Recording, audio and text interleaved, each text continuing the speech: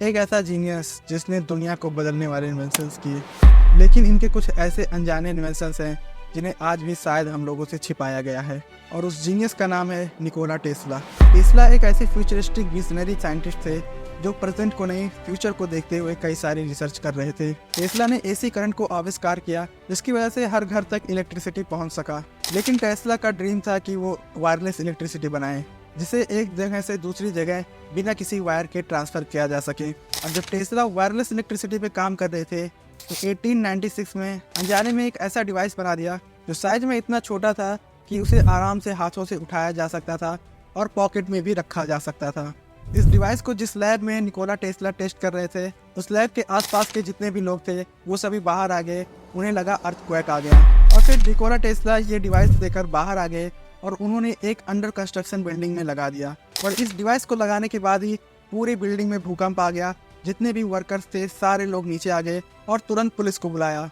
और फिर पुलिस के आने के बाद निकोला टेस्ला चुपचाप वहाँ से अपना डिवाइस लेकर निकल जाते हैं बिना किसी को बताए। टेस्ला ने यह दावा किया था कि अगर इस डिवाइस को 5 पाउंड्स ऑफ एयर प्रेशर के साथ एम्पायर स्टेट बिल्डिंग में लगाया जाए तो उसे भी बहुत ही आसानी से ये डिवाइस डिस्ट्रॉय कर सकता है।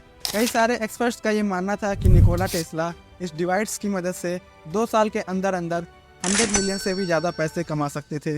एक्चुअली टेस्ला को तब तक कोई सीरियस नहीं ले रहा था जब तक टेस्ला ने एसी करंट को डिस्कवर नहीं किया था। हम सबको तो मालूम है कि थॉमस एडिसन ने सबसे पहले बल्ब को डिस्कवर किया था, लेकिन अगर टेस्ला नहीं होते तो आज हमें बल्ब से केवल लालटेन जितनी ही रोशनी मिल पाती, क्योंकि एडिसन केवल डीसी करंट पर काम कर रहे थे जिसे ज़्यादा दूर तक ट्रांसपोर्ट नहीं किया जा सकता था। लेकिन जब टेस्ला ने एसी करंट को डिस्कवर किया तब बल्ब ने अपनी तेज रोशनी दिखाई और एसी करंट को कई हजारों मील तक बिना किसी प्रॉब्लम के ट्रांसपोर्ट किया जा सकता था। टेस्ला के कई सारे इन्वेंशंस अभी भी शायद हम लोग से छिपाया गया है। टेस्ला ने अपनी पूरी ज़िंदगी में 300 से भी ज़्यादा इन्वेंशंस किए हैं, जिनमें से कई सारे इन्वेंशंस की डिटेल अभी भी पब्लिक डोमेन में नहीं आया है। वो टेस्ला ही थे जिन्होंने वायरलेस कम्युनिकेशन को डिस्कवर किया और लोगों की लाइफ को ईजी बनाया। जब टेस्ला ने एसी करंट को बनाया तब उन्होंने सोचा क्यों ना एसी करंट को वायरलेस कम्युनिकेशन की तरह बिना किसी तार के एक जगह से दूसरी जगह ट्रांसफ़र किया जाए। टेस्ला ने वाइब्रेशन ऑफ फ्रीक्वेंसी पर काफ़ी डीप रिसर्च की थी और उन्हें इसके बारे में काफ़ी डीप नॉलेज था। निकोला के पास तो नॉलेज की कमी नहीं थी, पर कमी जो थी वो सिर्फ और सिर्फ पैसों की थी।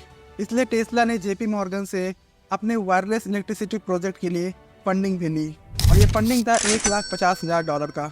और इसके बदले जेपी मॉर्गन ने टेस्ला के पेटेंट का 51% शेयर ले लिया और ये डील 1901 में हुई थी। और अब फंडिंग मिलने के बाद टेस्ला ने अपने वायरलेस इलेक्ट्रिसिटी प्रोजेक्ट पर काम करना शुरू कर दिया। टेस्ला ने एक 180 फीट का टावर बनवाया जिसमें उनका ज़रूरत से ज़्यादा पैसा लग गया। टेस्ला का मानना था कि वो इस टावर की मदद से पूरी दुनिया में करंट भेजेंगे बिना किसी वायर के। टेस्ला ने टावर तो बना लिया था जिससे वो पूरी दुनिया में करंट को भेजते बिना किसी वायर के, लेकिन उनके प्रोजेक्ट को फंड करने वाले जेपी मॉर्गन ने उन्हें धोखा दे दिया। जेपी मॉर्गन ने पहले ही कई सारी वायर कंपनीज और कॉपर माइंस में अपना काफ़ी पैसा इन्वेस्ट कर चुके थे और उन्हें कहीं से ये पता चल गया कि टेस्ला अपने प्रोजेक्ट में कामयाब हो रहे हैं। और अगर टेस्ला कामयाब हो गए तो उनको बहुत बड़ा लॉस हो सकता है, क्योंकि उन्होंने पहले से वायर कंपनीज और कॉपर माइंस में पैसा इन्वेस्ट कर चुके थे, तो जिसकी वजह से उनको काफ़ी बड़ा लॉस हो सकता था। इसलिए जब टेस्ला ने फिर से उनसे फंडिंग के लिए मांग की तो फिर उन्होंने फंडिंग से मना कर दिया और उन्होंने जितने और इन्वेस्टर थे उन्हें भी मना कर दिया टेस्ला को फंडिंग देने से। टेस्ला ने 50 से भी ज़्यादा लेटर्स जेपी मॉर्गन को लिखे, पर जेपी मॉर्गन ने एक पैसा भी टेस्ला को नहीं दिया। ये प्रोजेक्ट निकोला की लाइफ का इम्पॉर्टेंट टर्निंग पॉइंट था, पर इस प्रोजेक्ट का फेल होना भी निकोला की लाइफ का एक सबसे बड़ा सेटबैक था। और फिर जब कई सालों तक इस प्रोजेक्ट पर काम नहीं हुआ तो निकोला ने जो टावर बनाया था वो भी धीरे धीरे रस्टिंग की वजह से टूटना शुरू हो गया।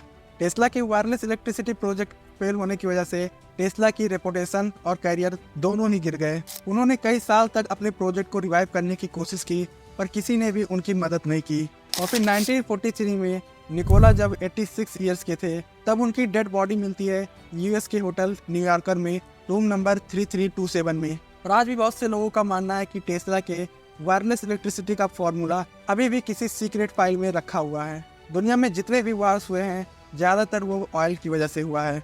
टेस्ला के वायरलेस इलेक्ट्रिसिटी प्रोजेक्ट अगर सक्सेसफुल हो जाता तो शायद जितने वार हुए थे वो आज नहीं हुए होते और लाखों लोगों की जान बच सकती थी। और जिस ऑयल की मार्केट में इतनी ज़्यादा डिमांड है, अगर टेस्ला का प्रोजेक्ट कामयाब हो जाता तो इस ऑयल की मार्केट में कोई डिमांड ही नहीं होती। इन सब चीज़ों के बाद भी टेस्ला ने और भी डिस्कवरीज की थी जिन्हें शायद आज ख़त्म कर दिया गया है या फिर अभी भी किसी सीक्रेट फाइल में कहीं पड़ा हुआ है, जैसे कि डेथ रे बीम। ये एक निकोला का मास डिस्ट्रक्शन वेपन था जिसे टेस्ला ने डिफेंसिव वेपन के नाम से बताया था। इस वेपन की मदद से हवा में उड़ते हुए एयरक्राफ्ट को ज़मीन से ही डिस्ट्रॉय किया जा सकता था। 1934 के एक इंटरव्यू में निकोला टेस्ला ने यह बताया था, ये वेपन हज़ारों मील तक लाखों लोगों की जान ले सकता है। ये टेस्ला का नया वेपन था जो 50 मिलियन वोल्ट्स का करंट प्रोड्यूस कर सकता था। इसके अलावा टेस्ला ने थॉट कैमरे का भी आइडिया दिया था। टेस्ला का कहना था कि जब हम कुछ भी सोचते हैं तो उसका इमेज हमारे रेटिना पर आ जाता है और रेटिना पे आने के बाद उसे हम थॉट कैमरा की मदद से फोटोग्राफ कर सकते हैं। निकोला टेस्ला अपने जीवन में कभी भी पैसों के लिए काम नहीं किया। वो चाहते तो अपने पेटेंट्स और इन्वेंशन के थ्रू लाखों करोड़ों रुपए कमा सकते थे, पर उन्होंने ऐसा बिल्कुल भी नहीं किया। टेस्ला की जब डेथ हुई तो टेस्ला के पास इतने भी पैसे नहीं थे कि जिस होटल में वो रुके हुए थे उस होटल का बिल भी भरा जा सके। टेस्ला की डेथ को लेकर आज भी कई सारी कॉन्स्पिरेसीज हैं, जैसे कि काफ़ी लोगों का मानना है कि टेस्ला का नेचुरल डेथ नहीं बल्कि उन्हें मरवाया गया है, और अभी भी कुछ सीक्रेट फाइल्स हैं जिसे लोगों से छिपाया जा रहा है। टेस्ला की डेथ के बाद उनके सारे रिसर्च और जितने भी आर्टिकल्स थे वो सारे गवर्नमेंट ने अपने कब्जे में ले लिया 10 सालों के लिए। और फिर कई सारे लोगों का अभी भी मानना है कि शायद गवर्नमेंट ने अभी भी टेस्ला के सारे फाइल्स को पब्लिक डोमेन में नहीं किया है। अब इस बात में कितनी सच्चाई है ये तो आने वाला वक्त ही बताएगा। फिलहाल इस वीडियो में इतना ही। Thank you.